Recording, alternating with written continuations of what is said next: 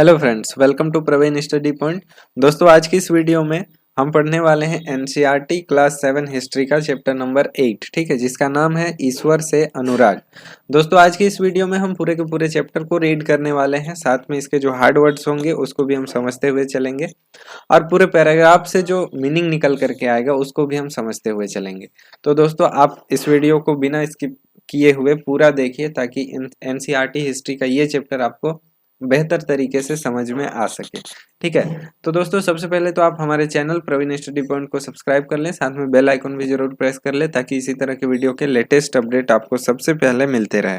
तो चलिए वीडियो को हम शुरू करते हैं। चैप्टर का नाम है दोस्तों ईश्वर से अनुराग। ठीक है, यहाँ लिखा है, आपने लोगों को पूजा पाठ करते तथा भजन कीर्तन या फिर कव्वाली गाते या चुपचाप ईश्वर का नाम का जाप करते हुए देखा होगा। आपने यह भी गौर किया होगा कि उनमें से कुछ तो इतने भाव विभोर हो जाते हैं कि उनकी आंखों में आंसू भर आते हैं। ईश्वर के प्रति ऐसा प्रेम भाव या गहरी भक्ति उन विभिन्न प्रकार के भक्ति या फिर सूफी आंदोलनों की देन है जिनका 8वीं शताब्दी से उद्भव होने लगा था।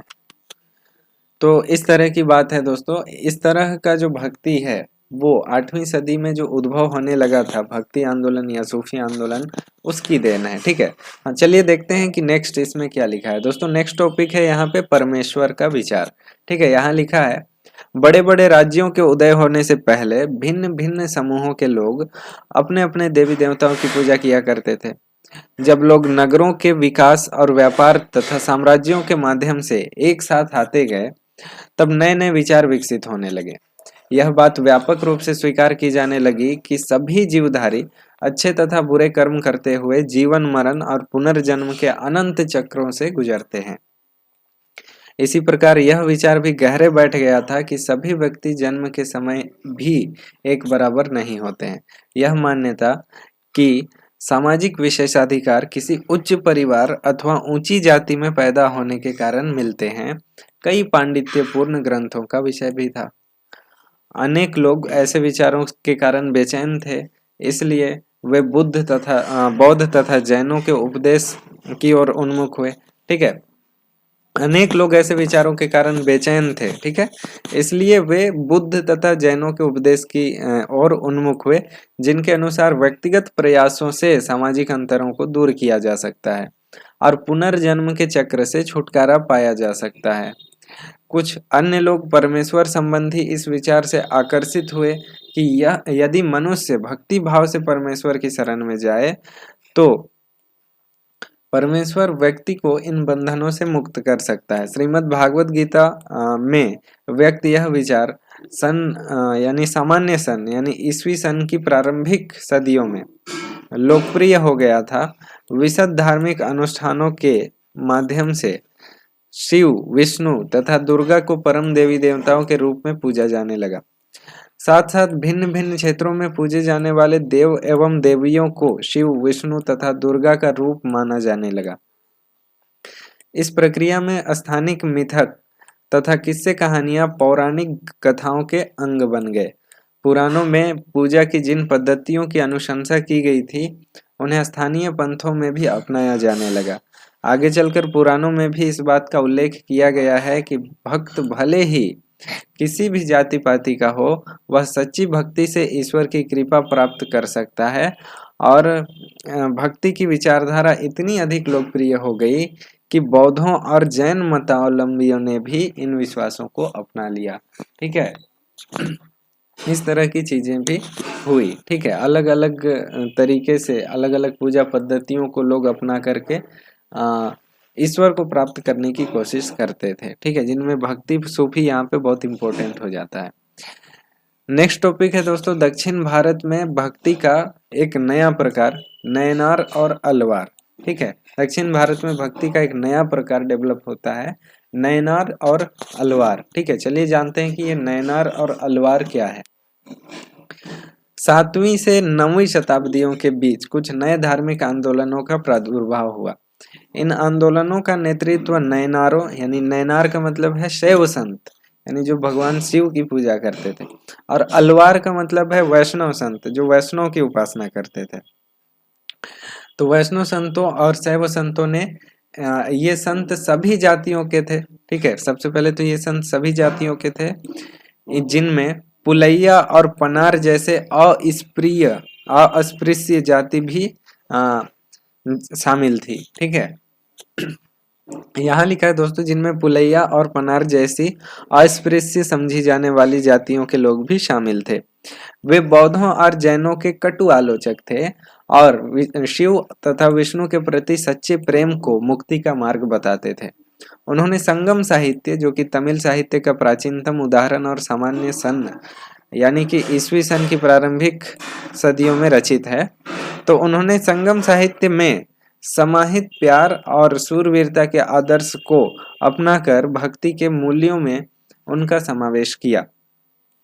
नैनार और अलवार घुमक्कड़ साधु संत थे। वे जिस किसी स्थान या फिर गांव में जाते थे, वहां के स्थानीय देवी देवताओं की प्रशंसा में सुंदर कविताएं रचकर उन्हें संगीतबद्ध कर दिया करते थे। ठीक है, इस तरह की चीजें थी। नैनार और अलवार, यहाँ पे बॉक्स दिया गया है, इनके बारे में कुछ दिया गया है। कुल मिलाकर 63 नैनार ऐसे थे जो कुम्हार, अस्पृश्य, कामगार, किसान, शिकारी, सैनिक, ब्राह्मण और मुखिया जैसी अनेक जातियों में पैदा हुए थे। उनमें सर्वाधिक प्रसिद्ध थे अपार संबंदर, ठीक है, अपार संबंदर, सुंदरार और मणिकवसागर। ठीक है, ये मणिकवसागर, उनकी एक कांस्य प्रतिमा यहाँ पे आप देख सकते हैं मणिकवसागर की। ठीक है, उनके गीतों के 2 संकलन तेवरम और तिरुवाचकम हैं। ठीक है, और अगर अलवार संत हम देखें तो अलवार संत संख्या में 12 थे और वे भी भिन्न भिन्न प्रकार की पृष्ठभूमि से आए थे। उनमें से सर्वाधिक प्रसिद्ध थे पेरियल्लार, ठीक है, पेरियल्लवार, उसके बाद उनकी पुत्री अंडाल, उसके बाद तोंडर डिपोडी अलवार और नमलवार। ठीक है, अलवार और नमलवार, उनके गीत दिव्य प्रबंधम में संकलित हैं। तो इस तरह की बातें भी है। आप इसको वीडियो बैक करके देख लीजिएगा, क्योंकि नाम बहुत इसमें लंबे चौड़े हैं। ठीक है, नेक्स्ट है दोस्तों, यहाँ पे लिखा गया है 10वीं से 12वीं सदियों के बीच चोल और पांड्यन राजाओं ने उन अनेक धार्मिक स्थलों पर विशाल मंदिर बनवा दिए जहाँ की संत कवियों ने यात्रा की थी। इस प्रकार भक्ति परंपरा और मंदिर पूजा के बीच गहरे संबंध स्थापित हो गए, दोनों मर्ज हो गया। ठीक है, यही वह समय था जब उनकी कविताओं का संकलन तैयार किया गया था और इसके अलावा अलवार तथा नैनार संतों की धार्मिक जीवनियां भी रची गई। आज हम भक्ति परंपरा के इतिहास लेखन में इन जीवनियों का स्रोत के रूप में उपयोग करते हैं। ठीक है, जिससे हमको भक्ति परंपरा के बारे में जानने को मिलता है। यहाँ पे भक्त और भगवान करके कुछ दिया गया है। ये क्या दिया गया है? मणिकवसागर की एक रचना है। ठीक है, ये भक्त और भगवान के बीच कैसा संबंध है देख यहाँ इनके अनुसार हम देखते हैं। मेरे हाड़ मांस के इस घृणित पुतले में तुम आए जैसे यह कोई सोने का मंदिर हो। मेरे कृपालु प्रभु, मेरे विशुद्धतम रत्न, तुमने मुझे सांत्वना देकर बचा लिया। तुमने मेरा दुख, मेरा जन्म मृत्यु का कष्ट और मोह माया हर लिया और मुझे मुक्त कर दिया। हे ब्रह्मानंद, हे प्रकाशमय, मैंने तुम में शरण ले ली है और मैं तुमसे कभी दूर नहीं हो सकता। ठीक है, इस तरह की कविताएं भक्त और भगवान के बीच रची गई। ठीक है, ये किसके द्वारा रची गई? तो मणिकवसागर के द्वारा रची गई, जो कि एक वैष्णव संत थे। वैष्णव नहीं, शैव संत थे, नयनार थे। ठीक है, नेक्स्ट जो टॉपिक है दोस्तों वो है दर्शन और भक्ति। तो इसमें क्या लिखा है? भारत के सर्वाधिक प्रभावशाली दार्शनिकों में से एक शंकर का जन्म 8वीं शताब्दी में केरल के प्रदेश में हुआ था। ठीक है, वे अद्वैतवाद के समर्थक थे, जिनके अनुसार जीवात्मा और परमात्मा, जो कि परम सत्य है, दोनों एक ही हैं। उन्होंने यह शिक्षा दी कि ब्रह्मा, जो एकमात्र या परम सत्य है, वह निर्गुण और निराकार है, शंकर ने हमारे चारों ओर के संसार को मिथ्या या फिर माया माना है और संसार का परित्याग करने अर्थात संन्यास लेने और ब्रह्मा की सही प्रकृति को समझने और मोक्ष प्राप्त करने के लिए ज्ञान के मार्ग को अपनाने का उपदेश दिया है। रामानुज 11वीं शताब्दी में तमिलनाडु में पैदा हुए। वे विष्णु भक्त अल्वार संतों से बहुत प्रभावित थे। उनके अनुसार मोक्ष प्राप्त करने का उपाय विष्णु के प्रति अनन्य भक्तिभाव रखना है। भगवान विष्णु की कृपा दृष्टि से भक्त उनके साथ एकाकार होने का परम आनंद प्राप्त कर सकता है। रामानुज ने विशिष्टता द्वैत के सिद्धांत को प्रतिपादित किया, जिनके अनुसार आत्मा परमात्मा से जुड़ने के बाद भी अपनी अलग सत्ता बनाए रखती है। रामानुज के सिद्धांत ने भक्ति की नई धारा को बहुत प्रेरित किया, जो परवर्ती काल में उत्तर भारत में विकसित हुई। ठीक है, तो रामानुज के बारे में कुछ ये सारी चीजें दी गई है। इससे पहले किसके बारे में दिया गया था? शंकर के बारे में, जो 8वीं शताब्दी में केरल में जिनका जन्म हुआ, अद्वैतवाद के समर्थक थे। रामानुज का जन्म 11वीं शताब्दी में तमिलनाडु में हुआ और ये विशिष्टता द्वैत के सिद्धांतों को परिपादित करते हैं। ठीक है, नेक्स्ट जो टॉपिक है दोस्तों वो है बसवन्ना का वीर शैववाद। ठीक है, बसवन्ना का वीर शैववाद। देखते हैं ये क्या है। हमने पहले पढ़ा कि तमिल भक्ति आंदोलन और मंदिर पूजा के बीच क्या संबंध थे। ठीक है, इसके परिणाम स्वरूप जो प्रतिक्रिया हुई वह बसवन्ना और अलम्मा प्रभु और अक्क महादेवी जैसे उनके साथियों द्वारा प्रारंभ किए गए वीर शैव आंदोलन में स्पष्ट दिखलाई देते हैं। ये वीर शैव आंदोलन क्या है वो देख रहे हैं यहाँ पे। ठीक है, यह आंदोलन 12वीं शताब्दी के मध्य में कर्नाटक में प्रारंभ हुआ। वीर शैव ने सभी व्यक्तियों की समानता के पक्ष में और जाति तथा नारी के प्रति व्यवहार के बारे में ब्राह्मणवादी विचारधारा के विरुद्ध अपने प्रबल तर्क प्रस्तुत किए। इसके अलावा वे सभी प्रकार के कर्मकांडों और मूर्ति पूजा के विरोधी थे। ये वीर शैव लोग थे। ठीक है, देखिए यहाँ पे वीर शैवों के वचन, यहाँ पे उसके कुछ वचन दिए गए हैं। नीचे कुछ वचन या कथन दिए गए हैं जो बसवन्ना के बताए जाते हैं। ठीक है, कहा जाता है कि ये वचन बसवन्ना के हैं। ठीक है, ये लिखते हैं, धनवान लोग शिव के लिए मंदिर बनाते हैं, एक गरीब आदमी क्या करूँगा, मेरी टांगे खंभे हैं, शरीर तीर्थ मंदिर है, सिर उसकी छतरी है सोने की बनी हुई।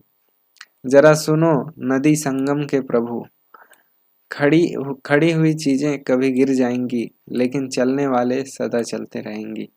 ठीक है, तो इस तरह की चीजें बसवन्ना के वचन हैं ये, और इससे आपको पता चल जाएगा कि जो वीर शैव आंदोलन है उसका वैचारिक आधार क्या था। ठीक है, नेक्स्ट है महाराष्ट्र के संत। महाराष्ट्र अभी भी एक स्टेट है, तो उसको आप जान सकते हैं कि कहाँ पे होगा। गुजरात के नीचे जो स्टेट है इंडिया में उसको महाराष्ट्र कहते हैं। ठीक है, महाराष्ट्र में क्या हुआ था?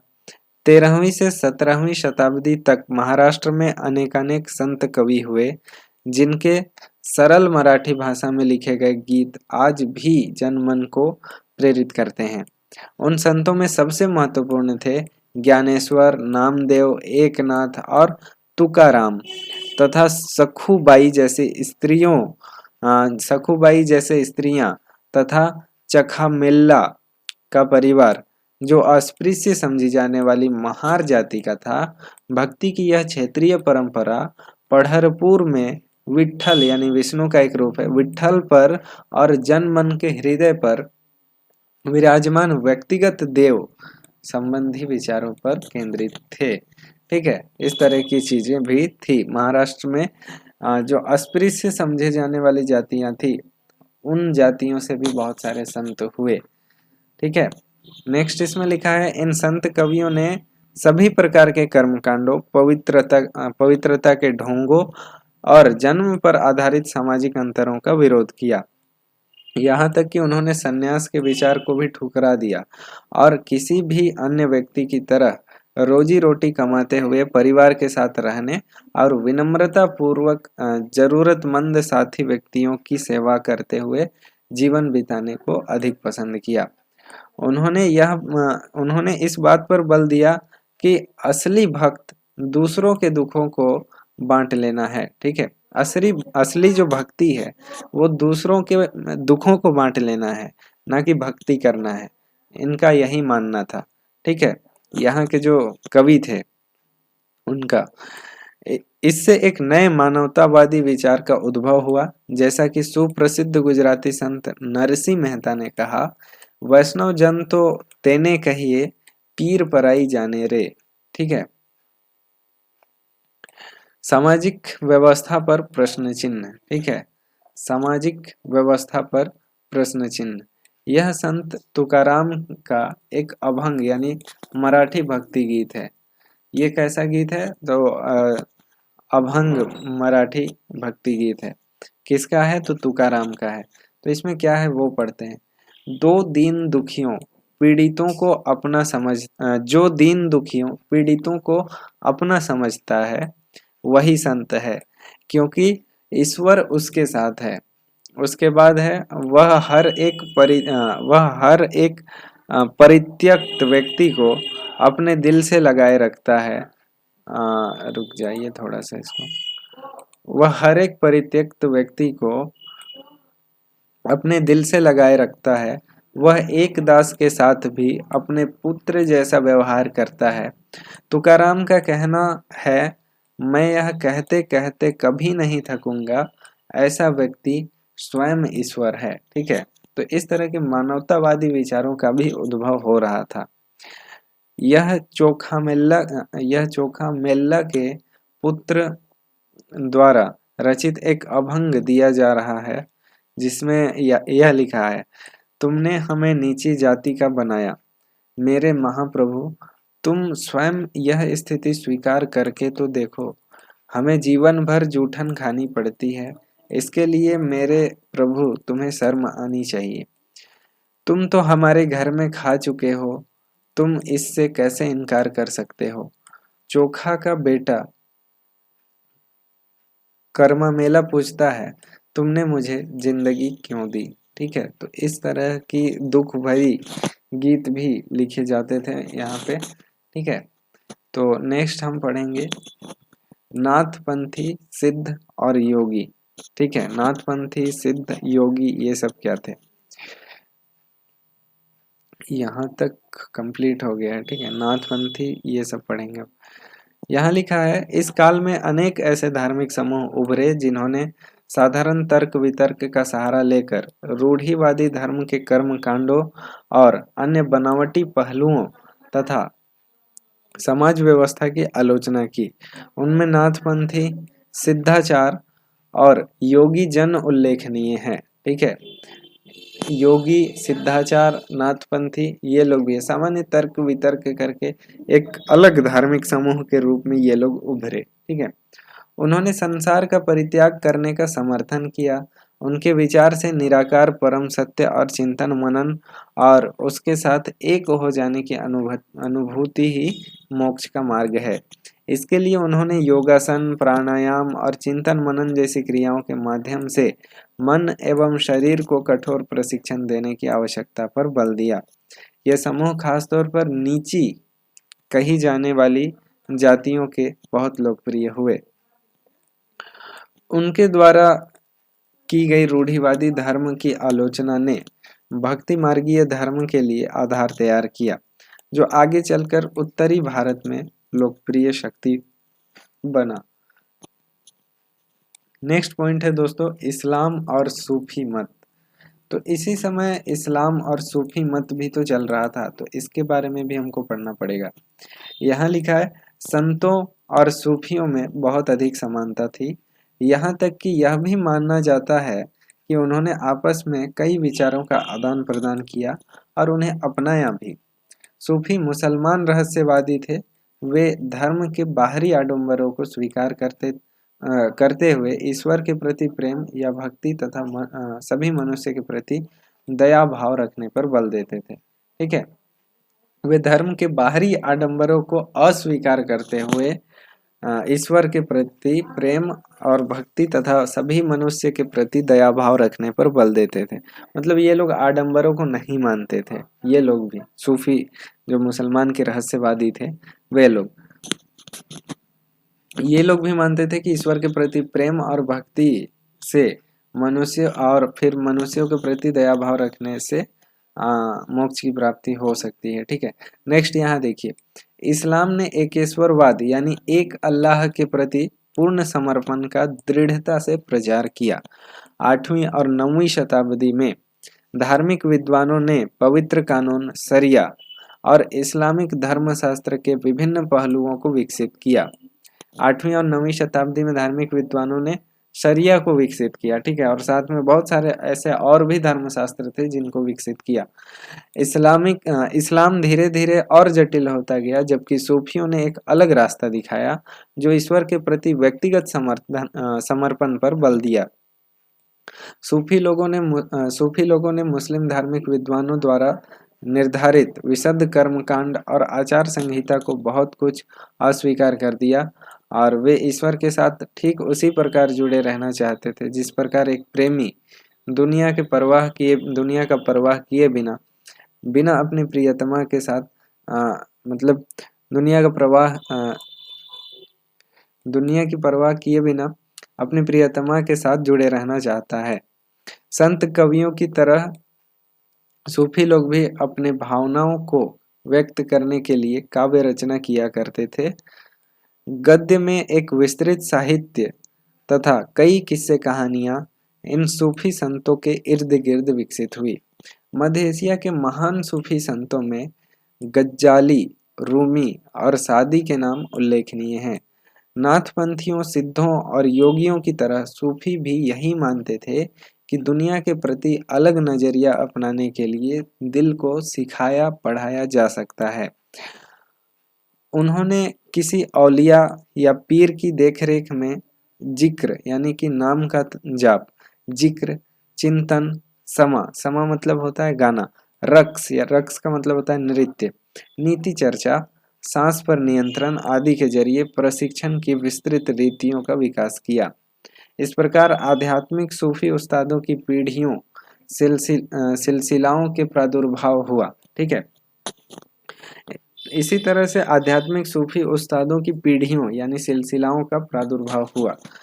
मतलब एक के बाद एक जो सूफी संत है वो बनते गए, उन्हीं को सिलसिला कहा गया बाद में। इनमें से हर एक सिलसिला निर्देशों व धार्मिक क्रियाओं का थोड़ा बहुत अलग तरीका अपनाती थी। 11वीं शताब्दी से अनेक सूफी जन मध्य एशिया से आकर हिंदुस्तान में बसने लगे।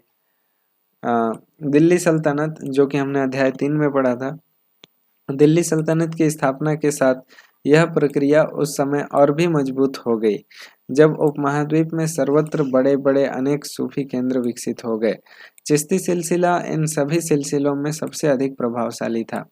इसमें औलियाओं की एक लंबी परंपरा थी, जैसे अजमेर के ख्वाजा मोइनुद्दीन चिश्ती, दिल्ली के कुतुबुद्दीन बख्तियार काकी, पंजाब के बाबा फरीद, दिल्ली के ख्वाजा निजामुद्दीन औलिया और गुलबर्ग के बंदानवाज गिसूदरा।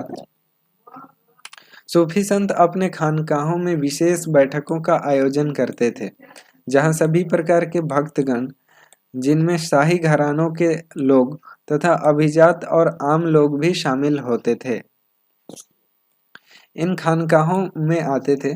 रुकिए, इसको हम मिटा लेते हैं। इन खानकाहों में आते थे, वे आध्यात्मिक विषयों पर चर्चा करते थे, अपनी दुनियादारी की समस्याओं को सुलझाने के लिए संतों से आशीर्वाद मांगते थे अथवा संगीत तथा नृत्य के जलसों में शामिल होकर चले जाते थे। अक्सर लोग यह समझते थे कि सूफी औलियाओं के पास चमत्कारिक शक्तियां होती है, जिनसे आम लोगों को बीमारियों और तकलीफों से छुटकारा मिल सकता है। सूफी संत की दरगाह एक तीर्थस्थल बन जाता था, जहां सभी ईमान धर्म के लोग हजारों की संख्या में इकट्ठा होते थे। यहाँ पे एक बॉक्स दिया गया है जिसमें लिखा है मालिक की खोज। मालिक की खोज यानी प्रभु की खोज। जलालुद्दीन रूमी 13वीं शताब्दी का महान सूफी शायर था। वह ईरान का रहने वाला था और उसने फारसी में काव्य रचना की। उसकी कृति का एक उदाहरण प्रस्तुत है, ठीक है, वो जो लिखा उसका। वह ईसाइयों की सूली पर नहीं था, मैं हिंदू मंदिर में नहीं गया। वह ईसाइयों की सूली पर नहीं था, मैं हिंदू मंदिर में नहीं गया। वहां भी उसका कोई नामो निशान नहीं था, न तो वह ऊंचाइयों में मिला न खाइयों में। मैं मक्का के काबा में भी गया, वह वहां भी नहीं था। मैंने उसके बारे में दार्शनिक एविसेना से पूछा, वह एविसेना की पहुंच से परे था। मैंने अपने दिल में झांका, यही उसकी जगह थी। वही मैंने उसे पाया और वह कहीं नहीं था। तो इस तरह की शायरी वो लिखता है, ठीक है। वह लिखा है कि इसका नाम था जलालुद्दीन रूमी, 13th सेंचुरी का महान सूफी शायर था। लिखता है, वह ईसाइयों की सूली पर नहीं था, मैं हिंदू मंदिर में गया, वहां भी उसका कोई नामो निशान नहीं था। न तो वह ऊंचाइयों में मिला न खाइयों में मिला। मैं मक्का के काबा भी गया, वहां भी नहीं था। मैंने उसके बारे में दार्शनिक एविसेना से पूछा, वह एविसेना की पहुंच से परे था। मैंने अपने दिल में झांका और यह वही जगह थी, और ये उसकी जगह थी, ठीक है, यही उसकी जगह थी। वही मैंने उसे पाया और वह और कहीं नहीं था। तो ये मालिक की खोज में जो शायर जलालुद्दीन रूमी है वो लिखता है, ठीक है। यहाँ पे नेक्स्ट पॉइंट दिया गया है, उत्तर भारत में धार्मिक बदलाव।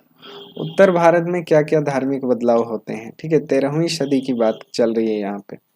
13वीं सदी के बाद उत्तर भारत में भक्ति आंदोलन की एक नई लहर आई। यह एक ऐसा युग था जब इस्लाम, ब्राह्मणवादी हिंदू धर्म, सूफी मत, भक्ति की विभिन्न धाराओं ने और नाथपंथियों, सिद्धों तथा योगियों ने परस्पर एक दूसरे को प्रभावित किया। हमने देखा कि नए नगरों और राज्यों, थोड़ा सा इसको मिटा लेते हैं।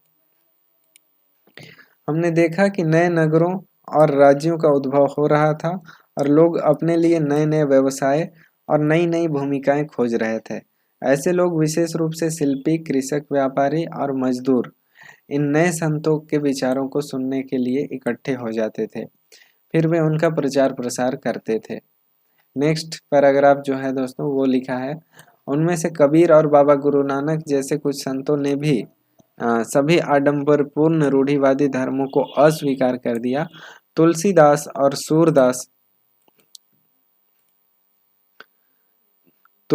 और सूरदास जैसे कुछ अन्य संतों ने भी उस समय विद्यमान विश्वासों और पद्धतियों को अस्वीकार करते हुए उन्हें सबकी पहुंच में लाने का प्रयत्न किया। तुलसीदास ने ईश्वर को राम के रूप में धारण किया। अवधी में, यानी पूर्वी उत्तर प्रदेश में बोली जाने वाली भाषा है, अवधी में लिखी गई तुलसीदास की रचना रामचरितमानस उनके भक्ति भाव की अभिव्यक्ति और साहित्यिक कृति दोनों ही दृष्टियों में से महत्वपूर्ण है। सूरदास श्री कृष्ण के अनन्य भक्त थे और उनकी रचनाएं सुर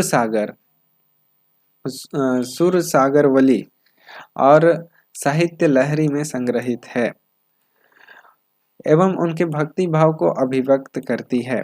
असम के शंकर देव जो परवर्ती 15वीं शताब्दी के हैं, असम के शंकर देव जो इन्हीं के समकालीन थे, उन्होंने विष्णु की भक्ति पर बल दिया और असमिया भाषा में कविताएं तथा नाटक लिखे। उन्होंने ही नाम घर, कविता पाठ और प्रार्थना गृह, उन्होंने ही नाम घर स्थापित करने की पद्धति चलाई जो आज तक चल रही है। नाम घर स्थापित करने की क्या है, तो कविता पाठ करने या प्रार्थना गृह के रूप में इसको इस्तेमाल किया गया। इस परंपरा में दादू दयाल, ठीक है, रविदास और मीराबाई जैसे संत भी शामिल थे। मीराबाई एक राजपूत राजकुमारी थी जिनका विवाह 16वीं शताब्दी में मेवाड़ के एक राजसी घराने में हुआ था। मीराबाई रविदास जो अस्पृश्य जाति के माने जाते थे उनके मीराबाई जो है रविदास जो अस्पृश्य जाति के माने जाते थे उनकी अनुयायी बन गई और वे कृष्ण के प्रति समर्पित थी और उन्होंने अपने गहरे भक्ति भाव को कई भजनों में अभिव्यक्त किया है। उनके गीतों ने उच्च जातियों के रीतियों नियमों को खुली चुनौती दी तथा ये गीत राजस्थान व गुजरात के जनसाधारण के में बहुत लोकप्रिय हुए। इन संतों में से अधिकांश का विशिष्ट अभिलक्षण यह है कि उनकी कृतियां क्षेत्रीय भाषाओं में रची गई और उन्हें आसानी से गाया जा सकता था, इसलिए ये बेहद लोकप्रिय हुई और पीढ़ी दर पीढ़ी मौखिक रूप से चलती रही। प्रायः इन गीतों के प्रसारण में सर्वाधिक निर्धन, सर्वाधिक वंचित समुदाय और महिलाओं की भूमिका रही। प्रसारण की इस प्रक्रिया में ये सभी लोग अक्सर अपने अनुभव भी जोड़ देते थे। इस तरह आज मिलने वाले गीत संतों की रचनाएं तो हैं ही, साथ साथ उन पीढ़ियों के लोगों की रचनाएं मानी जा सकती है जो उन्हें गाया करते थे। वे हमारी जीती जागती जन संस्कृति का अंग बन गई हैं। दोस्तों यहाँ पे एक बॉक्स दिया गया है जिसमें लिखा है राणा के राजमहल से परे। राणा के राजमहल से परे ये मीरा द्वारा रचा गया गीत है, ठीक है।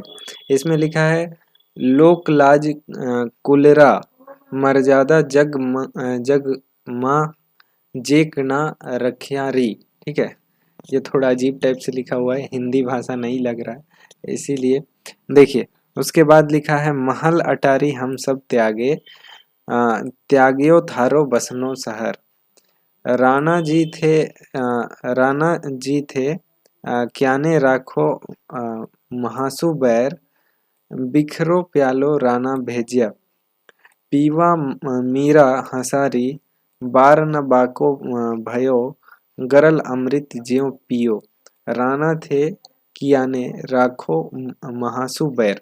तो दोस्तों ये जो भाषा है ना, ये उस समय का अवधी भाषा है जो उस समय चलती थी, ठीक है। तो लोकल लैंग्वेज में लिखा गया गीत है जिस वजह से भी ये फेमस हुआ, ठीक है। दोस्तों नेक्स्ट टॉपिक दिया गया है कबीर, नजदीक से एक नजर। कबीर संभवतः 15वीं 16वीं सदी में हुए थे। वे एक अत्यधिक प्रभावशाली संत थे। उनका पालन पोषण बनारस में या उसके आसपास के एक मुसलमान जुल्लाहा यानी बुनकर परिवार में हुआ था। तो दोस्तों कबीर जो है वो आज भी बहुत प्रचलित नाम है, ठीक है। इनके बारे में बहुत सारे डिबेट भी हैं, ठीक है। एक बार इसको फिर पढ़ते हैं। कबीर जो है वो संभवतः 15वीं 16वीं शताब्दी में हुए थे और वे एक अत्यधिक प्रभावशाली संत थे। उनका पालन पोषण बनारस में या उनके आसपास के एक मुसलमान जुल्लाहा यानी बुनकर परिवार में हुआ था। उनके जीवन के बारे में हमारे पास बहुत कम विश्वसनीय जानकारियां हैं। हमें उनके विचारों की जानकारी उनकी साखियों और पदों के विशाल संग्रह से मिलती है, जिनके बारे में यह कहा जाता है कि इनकी रचना तो कबीर ने की थी, परंतु ये घुमंतु भजन गायकों द्वारा गाए जाते थे। कबीर के जो साख और जो पद थे, ठीक है, वो घुमंतु भजन गायकों द्वारा गाए जाते थे। इनमें से कुछ भजन गुरु ग्रंथ साहिब, पंचवाणी और बीजक में संग्रहित एवं सुरक्षित हैं। तो इनमें कुछ इसके जो पद हैं या भजन है वो संग्रहित हैं। सच्चे प्रभु की खोज में कबीर की एक रचना है। तो ईश्वर की खोज में कबीर की रचना ये है, देखिए। अलह राम जियु तर नाई, अलह राम जियु तर नाई, बंदे ऊपर, अरे फिर ये पूरा कलर हो जा रहा है, इसको हम मिटा लेते हैं। अच्छा यहाँ पे हम इसको ऐसे ही करते हैं, कलर नहीं करते हैं। अलह राम जियु तर नाई, बंदे ऊपरी मिहर करो मेरे साई, क्या ले माटी भूई सु, मारे क्या जल देह नहवाए, जो करे मखसीन सातवें, गुण ही रहे छिपाए।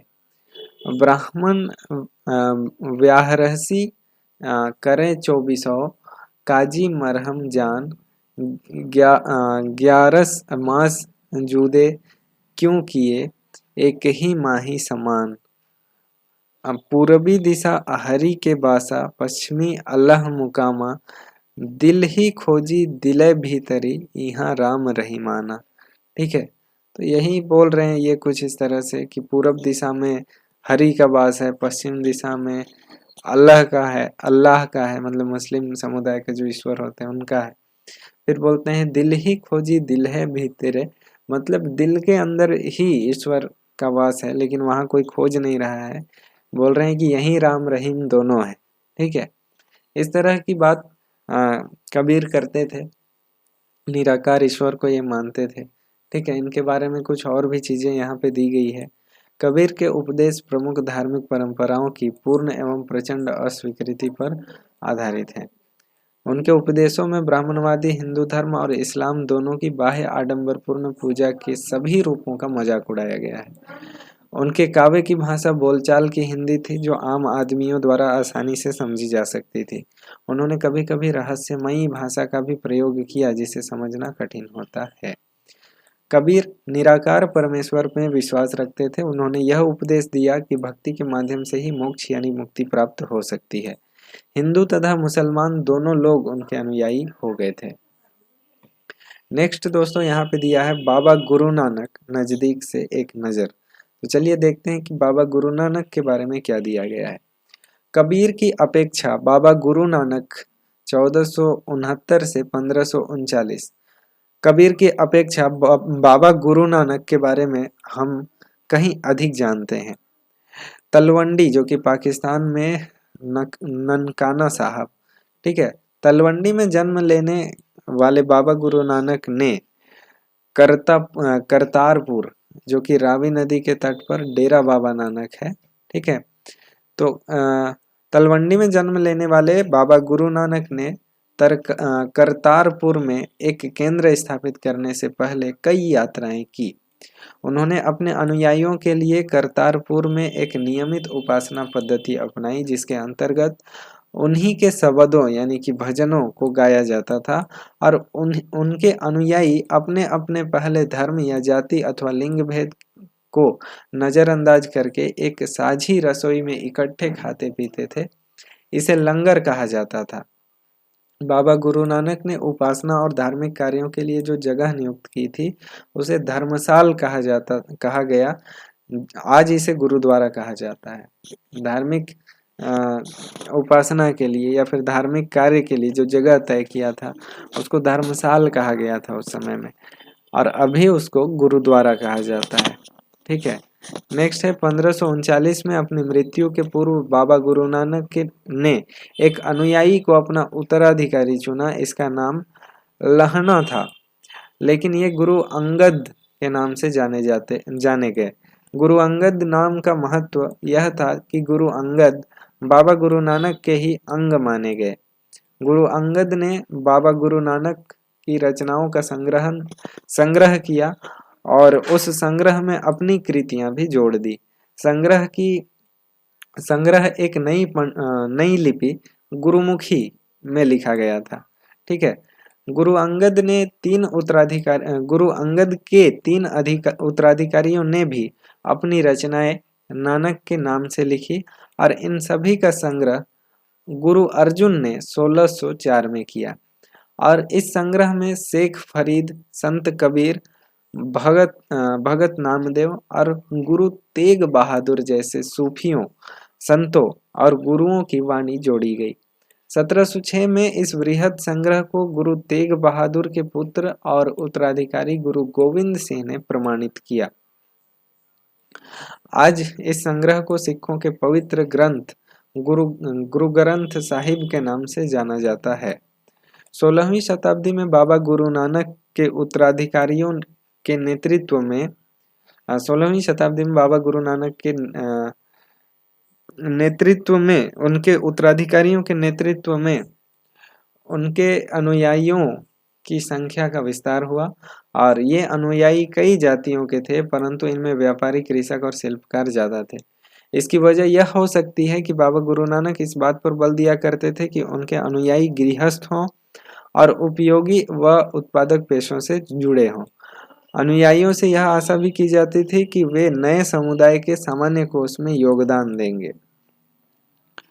17वीं शताब्दी के प्रारंभ से केंद्रीय गुरुद्वारा हरमंदिर साहब यानी कि स्वर्ण मंदिर जो है आज गोल्डन टेम्पल, तो 17वीं शताब्दी के प्रारंभ से केंद्रीय गुरुद्वारा हरमंदिर साहब के आसपास रामदासपुर शहर यानी अमृतसर जो आज का है वो विकसित होने लगा।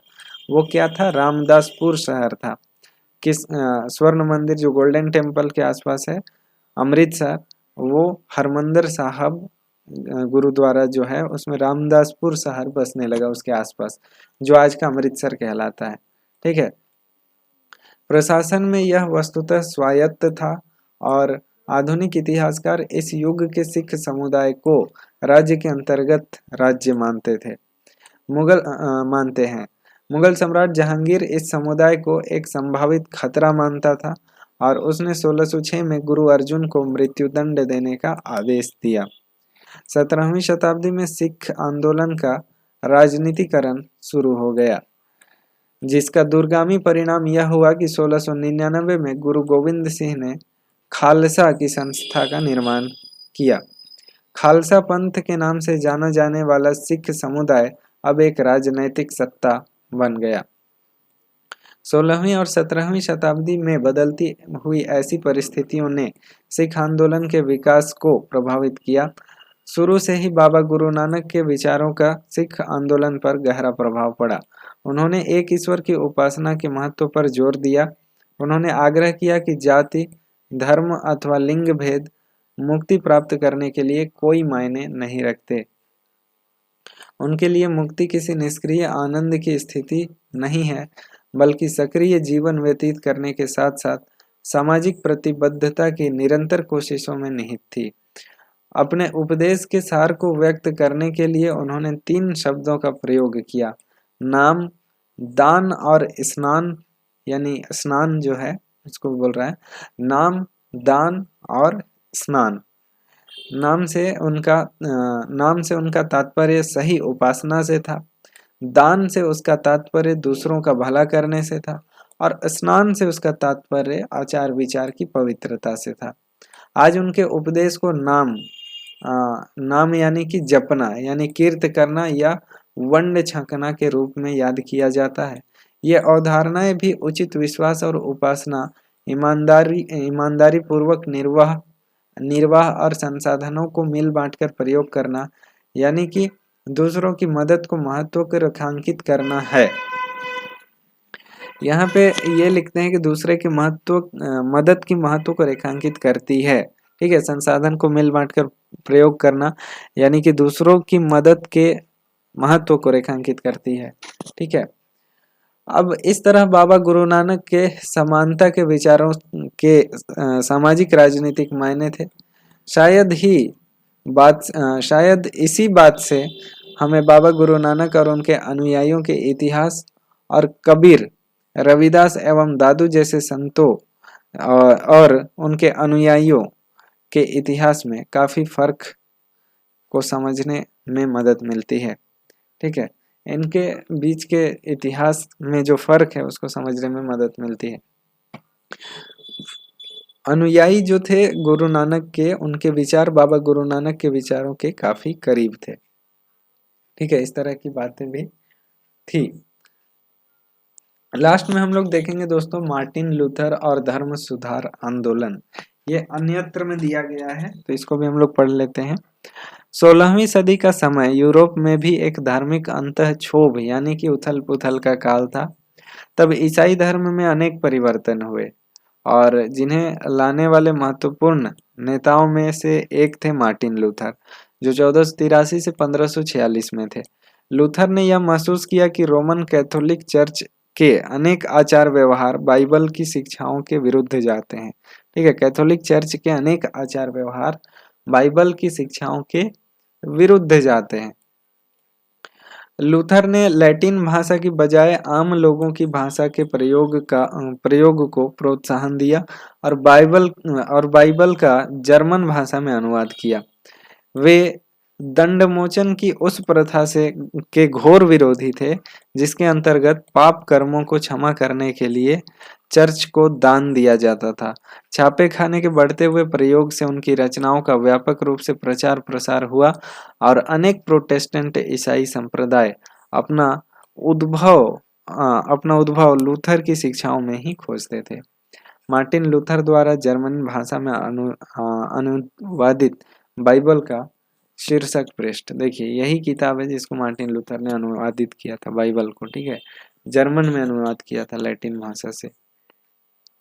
तो दोस्तों आज का ये टॉपिक जो है ईश्वर से अनुराग, जिसमें हम जो भक्ति की परंपरा है उसको भारतीय उपमहाद्वीप में शुरू से लेकर के 16वीं 17वीं शताब्दी तक देखते हैं कि किस तरह से भक्ति डेवलप हुआ, क्यों डेवलप हुआ, किन कारणों से डेवलप हुआ, और धीरे धीरे धीरे धीरे इनमें किस तरह से चेंजेस आए, क्यों आए, कौन से लोग थे जो इनको इनमें चेंजेस लाए, और इनका स्वरूप धीरे धीरे धीरे धीरे किस तरह से बदला, और इन भक्ति आंदोलनों का समाज पर क्या प्रभाव पड़ा, राजनीति पर क्या प्रभाव पड़ा, ठीक है। और एक पूरा का पूरा जो खाका है यानी स्ट्रक्चर है भक्ति का, जो समय समय पर बदलता गया, उसका स्वरूप बदलता गया, उसको हमने जाना। हर धर्म के बारे में हमने जाना। उपमहाद्वीप में जो भी धर्म इस समय में एग्जिस्ट करता था और जिनका महत्व बढ़ता गया, बाद में उनमें डिवीजन भी होता गया, उनके बारे में हमने जाना, ठीक है। और ईश्वर से अनुराग की अलग अलग जो पद्धति डेवलप हुई उसको भी हमने जाना, किसने शुरू किया उसको भी जाना, ठीक है। तो दोस्तों मुझे लगता है कि ये चैप्टर आपका भी कंप्लीट हो गया होगा। तो हमारा ये जो चैनल है प्रवीण स्टडी पॉइंट, इसे सब्सक्राइब जरूर कर ले, साथ में बेल आइकन भी जरूर प्रेस कर ले ताकि इसी तरह की वीडियो के लेटेस्ट अपडेट आपको सबसे पहले मिलते रहे। अगर आप क्लास 6 एनसीईआरटी के सारे वीडियो को इसी तरह से पढ़ना चाहते हैं, देखना चाहते हैं, तो आप हमारे चैनल के प्लेलिस्ट में जाकर सभी वीडियो देख सकते हैं, ठीक है। जल्द ही हम क्लास 8, 9, 10, 11, 12 सभी एनसीईआरटी पुस्तक की इसी तरह की वीडियो आपके सामने लेकर आएंगे।